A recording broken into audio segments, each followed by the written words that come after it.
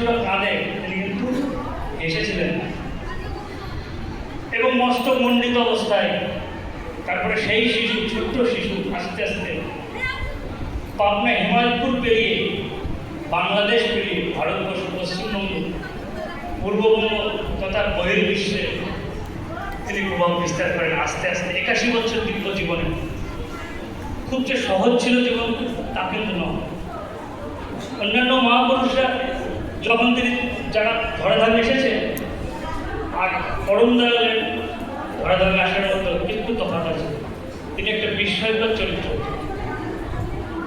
কোনো মহাপুরুষের বাণী জীবিত অবস্থায় লিখিত আকারে প্রকাশিত হয়নি, যেটা পরম দয়ালের লিখিত অবস্থায় প্রকাশিত হয়েছে। তিনি বয়সে সব থেকে ছোট, সেই সময় রবীন্দ্রনাথকে নিয়ে শিলাইদা রবীন্দ্রনাথকে নিয়ে মৃত হয়েছে।